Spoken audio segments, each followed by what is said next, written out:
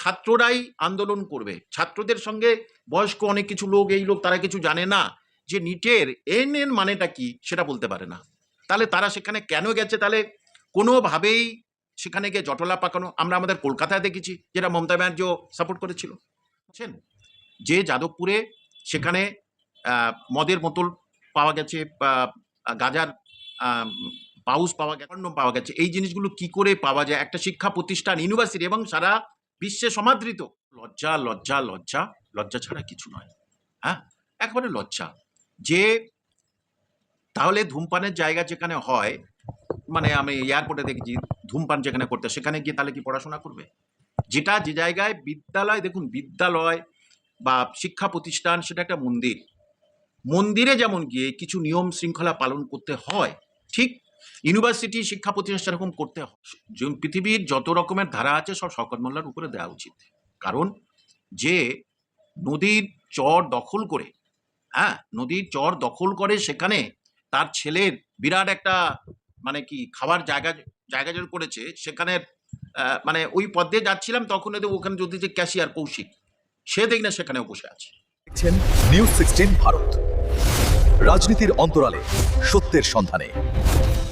এবং এসএফআই এর মধ্যে তো একজন ছাত্রী সে মন্তব্য করছে বিশ্ববিদ্যালয় আমাদের দ্বিতীয় বাড়ি, আর আমাদের অধিকার আছে বিশ্ববিদ্যালয়ের ভেতরে ধূমপান করার এবং মদ্যপান করার। লজ্জা লজ্জা লজ্জা, লজ্জা ছাড়া কিছু নয়। হ্যাঁ, একবারে লজ্জা।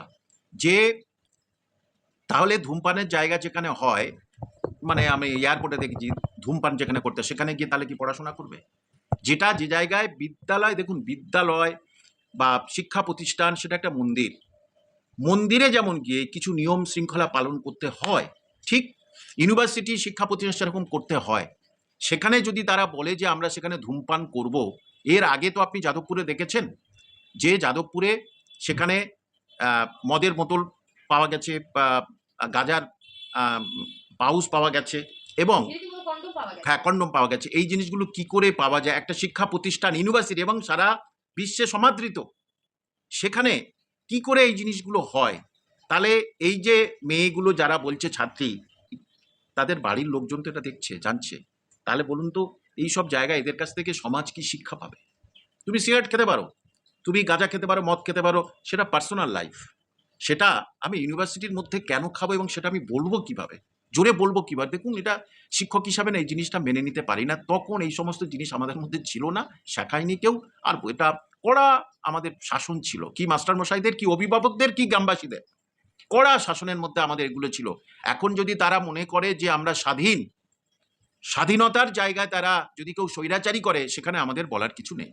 আপনার সাথে একটু কথা বলার চেষ্টা করবো। আমরা দেখলাম যন্তর মন্দরে আন্দোলনকারীদের উপর গুলি চালানোর ঘটনা নিয়ে এফআইআর করেছেন, কারণ এর আগেই যে জেন জি নিয়ে যেটা করেছে, সেটা যা করেছে সেটা কিন্তু সঠিক জেনজিরা করেনি, আমি একদম নিশ্চিত।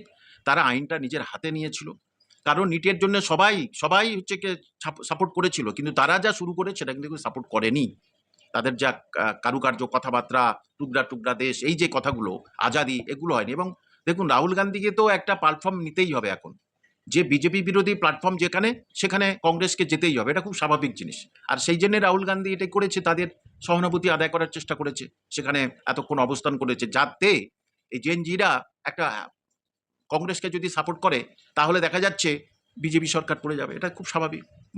এটা হচ্ছে কি প্র্যাকটিক্যাল, অন্য কোনো কিছু না। কিন্তু স্যার আমরা দেখেছিলাম একজন এই যন্তর মন্তরে একজন অন্তঃসত্ত্বা মহিলা, তাকে রীতিমতো মেরে তার মানে বাচ্চা নষ্ট হয়ে যায়। দেখুন এটা যে কোনো সরকারের ক্ষেত্রে এটা ঠিক, যেটা তাদের বদনামের কারণ হবে সেটা তারা বন্ধ করবে, সে মমতা ব্যানার্জি সরকারও করেছিল।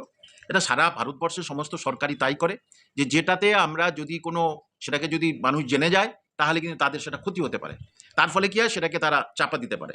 অনেক ক্ষেত্রে যে পুলিশ মার খেয়েছে, কিন্তু পুলিশ যে মেরেছে, হ্যাঁ সেই জিনিসগুলো এখন ভারতীয় রাজনীতির ক্ষেত্রে সবচেয়ে খারাপ জিনিস হয়েছে এটাই, জানেন তো, যে সত্যটাকে সত্য হিসাবে বলতে পারে না। তার কারণ বললেই দেখা যাচ্ছে তার নিজের ভোটারদের নষ্ট হতে পারে, তার ভাবমূর্তি নষ্ট হতে পারে। আর এই জন্যই যে দুটো আপনি বললেন ঠিক একই ঘটনা, এই ঘটনা ঘটেছে।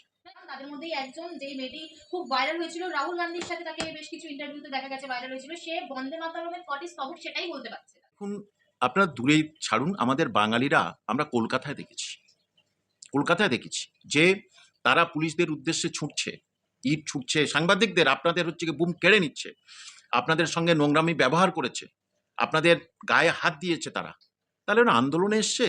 আপনারা তো তাদের কথাটা সবার সামনে শুনে প্রকাশ করার চেষ্টা করেছিলেন, তা না করে তারা এইসব করেছে। এবং তারা যেখানে গেছে তাদের চেহারা দেখে মনে হবে তারা কিন্তু লেখাপড়া করে না। তাহলে এটা কি বোঝায়? অর্থাৎ জেএনজিরা যে পিছনে কোনো উদ্দেশ্য আছে বলে আমার অন্ততপক্ষে মনে হয়। কারণ ছাত্ররাই আন্দোলন করবে, ছাত্রদের সঙ্গে বয়স্ক অনেক কিছু লোক, এই লোক তারা কিছু জানে না যে নিটের এন মানেটা কি সেটা বলতে পারে না।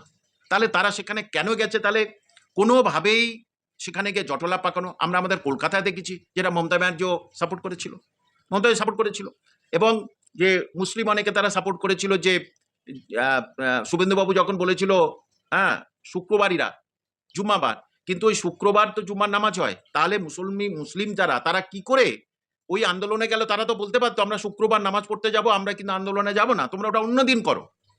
তাহলে সেই আন্দোলনে যাব, আবার শুভেন্দুবাবু বললে আবার তাদের উপর খেপে যাব, এটা কি করে হয়? অর্থাৎ আন্দোলনগুলো না সঠিকভাবে যদি হয় মানুষ কিন্তু সাপোর্ট করবেই। সারা বিশ্ব সাপোর্ট করেছিল আরজি করে, তখন কি হলো? কিছুই তো হলো না।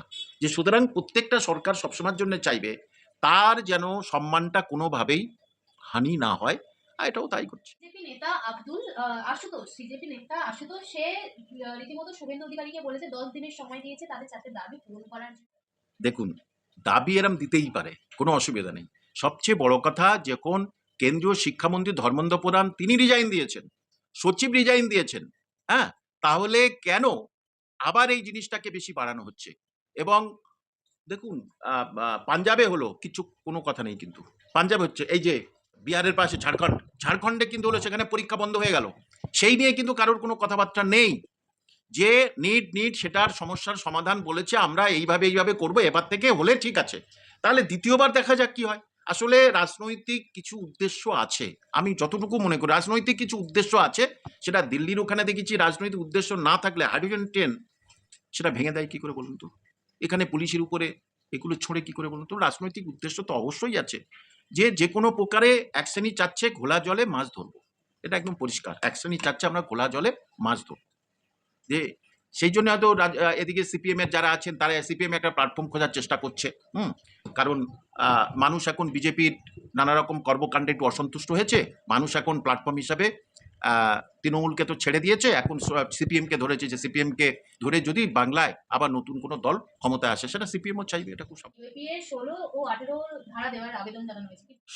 পৃথিবীর যত রকমের ধারা আছে সব শওকত মোল্লার উপরে দেওয়া উচিত।